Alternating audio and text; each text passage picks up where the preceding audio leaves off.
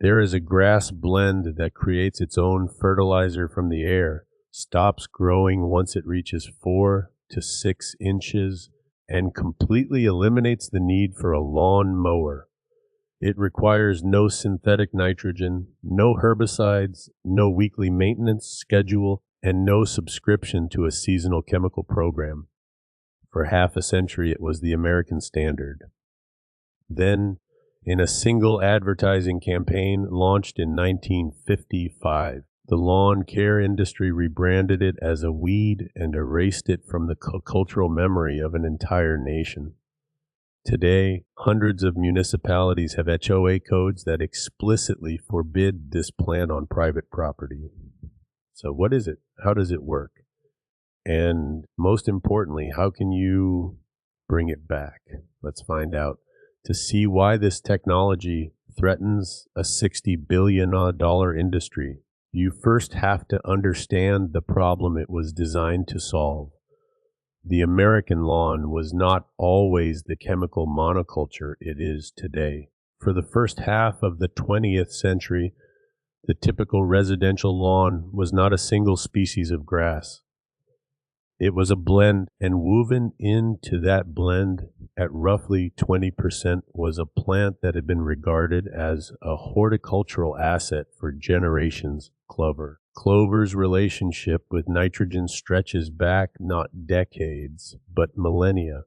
It belongs to the legume family, a group of plants that evolved a symbiotic partnership with a specific genus of soil bacteria called Rhizobium. These bacteria colonize the clover's root system and perform nitrogen fixation, pulling inert atmospheric nitrogen gas directly out of the air and converting it into ammonium, a form of nitrogen that plants can actually absorb and use for growth. The clover feeds the bacteria a steady supply of sugars produced through photosynthesis. In return, the bacteria manufacture the fertilizer the lawn needs to stay dense and green. This is not a metaphor.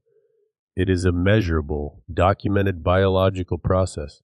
A well-established microclover blend fixes between 100 and 200 pounds of nitrogen per acre each year. By contrast, a conventional Kentucky bluegrass monoculture requires between 200 and 250 pounds of synthetic nitrogen per acre annually just to maintain the same density and color. The clover lawn runs a nitrogen engine that is already built into the soil. The conventional lawn runs on an external fuel supply that must be purchased, delivered, and applied 4 to 6 times per growing season. But nitrogen fixation is only one part of what makes this system remarkable. The variety engineered specifically for residential lawns is called Microclover, a dwarf cultivar of white clover bred for fine leaf texture and a low growing habit.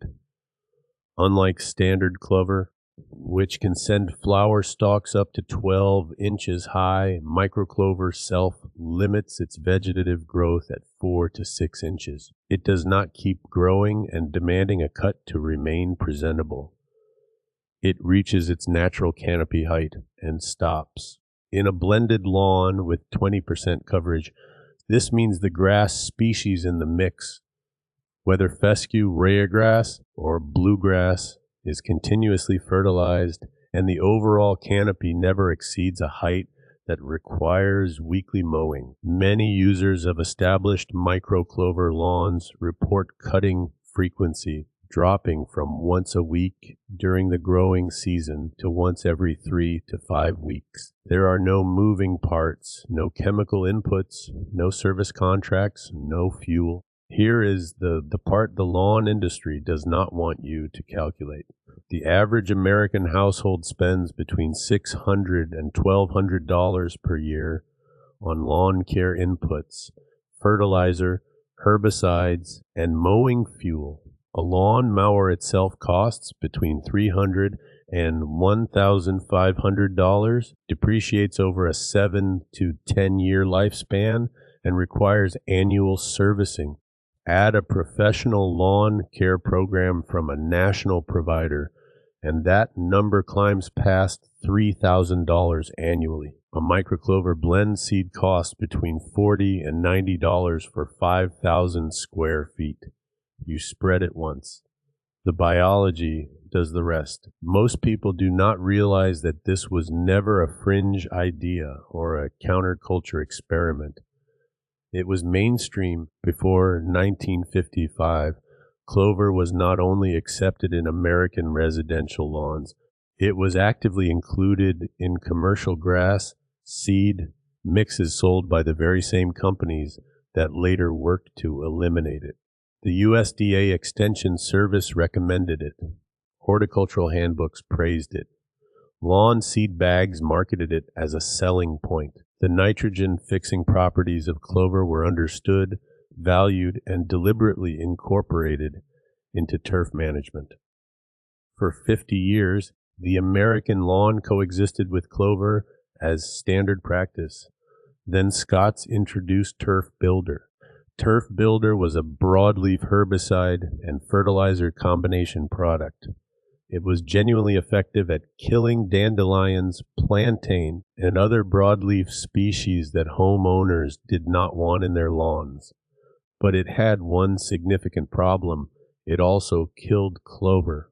Clover is a broadleaf plant. There was no formulation that could selectively remove dandelions while preserving clover because they occupy the same botanical category.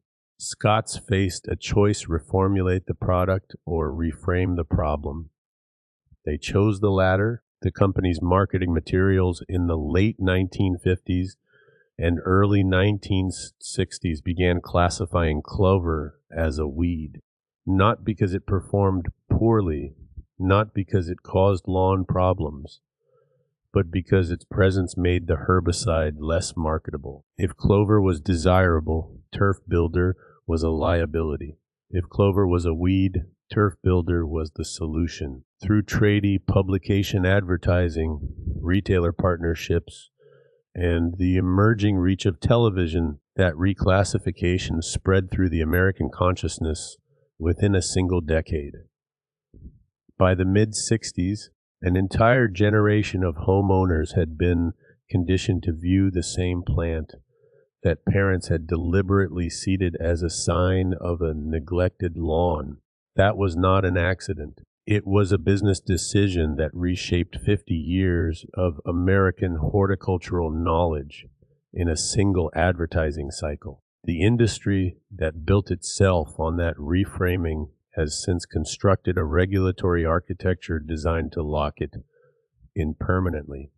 OA covenants across hundreds of municipalities now explicitly list clover as a prohibited species under uniformity standards. These standards were written entirely around the aesthetic of the chemical monoculture, lawn, a single species, uniform blade width, a consistent cut height maintained by weekly mechanical mowing. Clover, because it produces a different leaf shape and occasional white flowers, fails that standard by definition. It is not banned because it performs poorly. It is banned because it performs differently, and the standard was never written to accommodate it.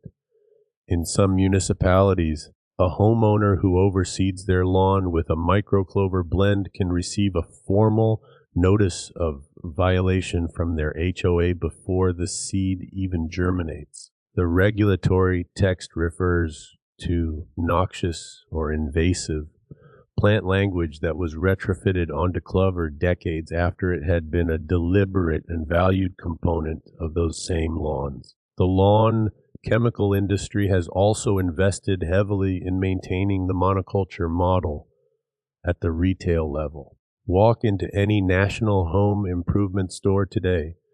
The seed section offers fescue, bluegrass, rheagrass, and a dozen branded grass monocultures, each paired with its own companion fertilizer, herbicide, and pre-emergent program. Microclover blends are absent from the shelf. They must be sourced online from specialty seed suppliers or from European agricultural catalogs. where clover has never been demonized and remains a standard component of turf management. In the United Kingdom, the Netherlands, and Germany, microclover blend lawns are commercially available at mainstream garden centers. The European horticultural consensus never adopted the American reclassification. The plant that was defined as a weed by a marketing campaign in the United States is still sold as a lawn improvement product across the Atlantic.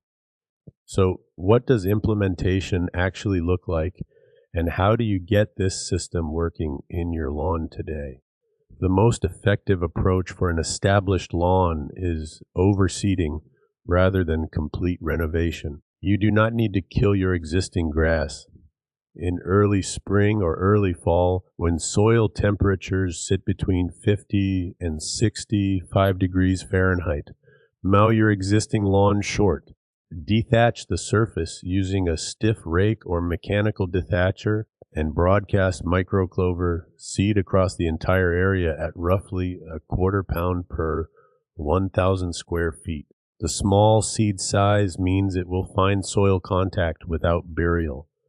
A light top dressing of compost will accelerate germination. The target establishment ratio is 15 to 20% clover coverage by surface area.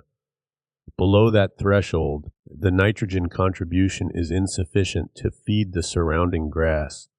Above 30%, the clover begins to compete with the grass for light during midsummer. At 20%, you reach what agronomists call a mutualistic balance. The clover feeds the grass shades the clover roots and prevents moisture loss, and the system becomes largely self-sustaining.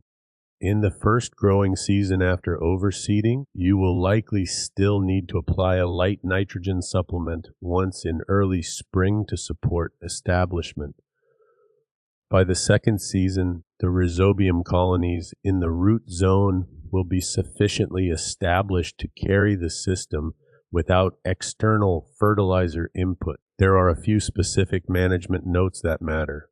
First, do not apply any broadleaf herbicide to a microclover lawn. That is not a technicality. A single spray will kill the clover and return you to a conventional monoculture. Spot treat problem weeds manually or with a targeted organic acid product. Second, the clover will produce small white flowers during peak growing season. These attract pollinators. If that is a concern for foot traffic areas, a mower set at the 4-inch threshold will remove the flowers without damaging the plant. Third, in prolonged drought, clover will go dormant before grass does.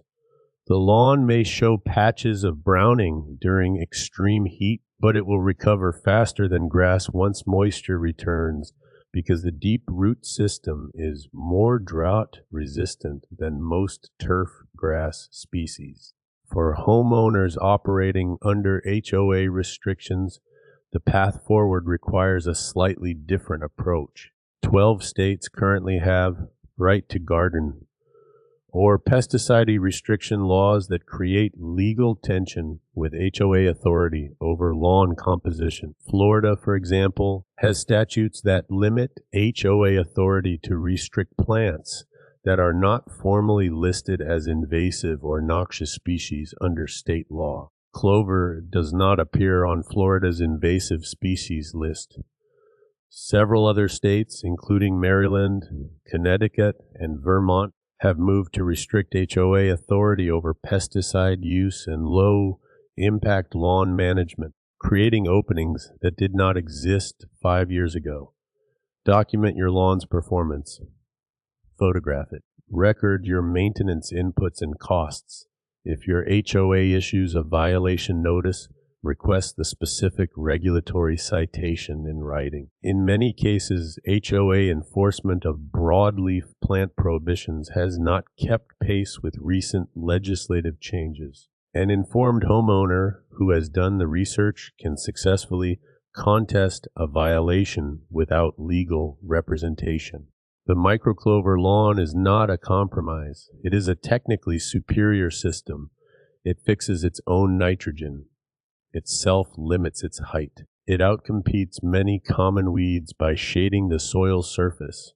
It supports pollinators. It reduces maintenance costs by 60% or more over the life of the lawn. And it was the American standard for 50 years before a single herbicide product needed a marketing strategy that required a plant to become a weed. A lot of what this channel covers was not abandoned.